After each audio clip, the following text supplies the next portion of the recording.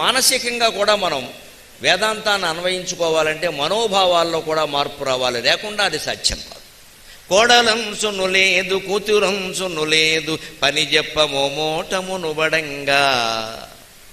కూతురికి పని చెప్పకపోతే తల్లి ఆశ్చర్యం లేదు. ఏ తల్లి కూతురికి పని చెప్పదు. చాలా కష్టపడి వచ్చింది అత్తారింట్లో, మళ్ళీ ఇక్కడ కూడా అదే చెయ్యాలా అంటుందంటే కోడలికి చెప్పడం ఇక్కడ. మరి కోడలు కూడా ఓ తల్లి కూతురే కదా,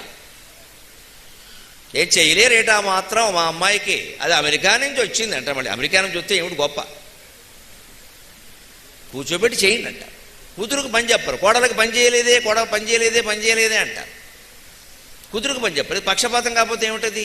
ఆ కూతురు వయస్సు అమ్మాయే కదా, కోడలు కూడా ఇంచుమించుగా ఓ ఏడాది 2 ఏళ్ళు తేడా ఉంటే ఉండొచ్చు, కానీ కూతురికి కోడలకి వయస్సు ఒకటే. అటువంటిప్పుడు కూతుర్ని ఎలా చూస్తామో కోడల్ని అలాగే చూడాలి. పైగా లౌక్యమైనా ఉండాలి. కనీసం కోడల దగ్గర ఉంటున్నాం మనం, కూతురు దగ్గర ఉండాలా? ఉండడం ఇప్పుడు ఎవరి దగ్గర ఉండలేదు, వృద్ధాశ్రమంలో ఉంటున్నాం, అది వేరే విషయం. అక్కడ అందరూ కోడళ్ళే, అందరూ అత్తగారులే, స్వయం రాజా స్వయం మంత్రి.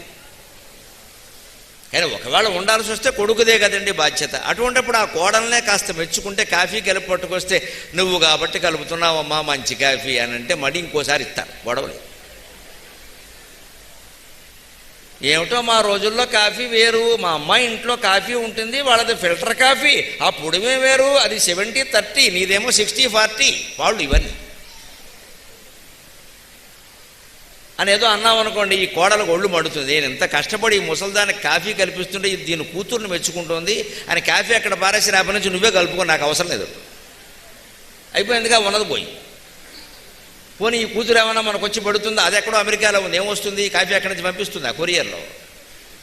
కనీసం మనకి మంచితనం లేకపోయే, ధర్మం లేకపోయే, వేదాంతం తెలవకపోయే, లౌక్యమైనా తెలియపోతే ఎలాగా? ఎక్కడ పొట్ట గడుపుకుంటున్నామో అక్కడ వాళ్ళని కాస్త పొగిడితే 2 పనులు అవుతాయి.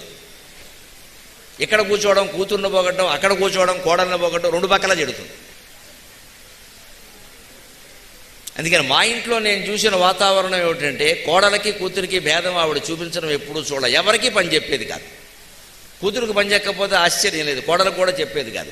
ఆవిడ నాకు 55 ఏళ్ళున్నా, ఆవిడకి 50 ఏళ్ళున్నా, ఎన్ని ఏళ్ళున్నా సరే, చిన్నపిల్లవి నీకేం తెలిసింది, చిన్నపిల్ల అమ్మ అనేవాడిని, ఊరుకోరా నువ్వు అలాగే అంటావని. ఎందుకంటే పని చెప్పడం ఇష్టం ఉండదు, ఆవిడే చేసుకుంటుంది అంతే, నేను చేసుకుంటాను లేరా పర్వాలేదని. దాంతో ఈ కోడలు కూడా ఎప్పుడు అత్తగారికి కాస్త చేసే అవకాశం వస్తుందా అనే చూసేదండి. అస్తమాను పనులు చెబితే వాళ్ళు చేయరు, ఎప్పుడు చెప్పలేదనుకోండి, చెప్పరేమిటండి బొత్తిగా అనైనా చేస్తారు. ఈ దృష్టిలో ముందు భేదం రావాలి. మన దృష్టి, శంకరాచార్య స్వామి చెబుతారు, సృష్టిలో భేదం లేదు, మన దృష్టిలో తప్ప. తగాదాలన్నీ ఎందుకు వస్తున్నాయి, ఆందోళన ఎందుకు, అశాంతి ఎందుకు అంటే దృష్టి భేదం కారణంగా వస్తున్నాయి. సృష్టిలో ఎక్కడా భేదం లేదండి, సృష్టి అంతా ఒకలాగే ఉంటుంది, మన దృష్టిలోనే భేదం. ఆ కోడల్ని కూతురుగా చూడడం కనుక మనం అలవాటు చేసుకుంటే, అల్లుడన్నా మన కొడుకే అనుకోగలిగితే ఏమి ఇబ్బంది లేదండి. ఈ కోడలైనా అంతే, అత్తగారిని తల్లి అనుకోగలిగితే ఓ మాట అన్నా ఏమి ఇబ్బంది ఉండదండి. తల్లి అంటే పడవా? తల్లి కూతుర్ని తిడితే ఏమనుకుంటుందండి, మా అమ్మకి పని తొందరలో ఉండి ఏదో అలా తిట్టేస్తూ ఉంటుంది, అదో అయోమయం ఉంటుంది. మరి అత్తగారు తిట్టినా అంతే కదమ్మా, అత్తగారు కూడా అంతే కదా, అదే వయస్సు ఆవిడ, అత్తగారు వయస్సు తల్లి వయస్సు ఒకటే కదా. మరి అత్తగారు తిడితే పౌరుషం ఎందుకు వస్తుంది?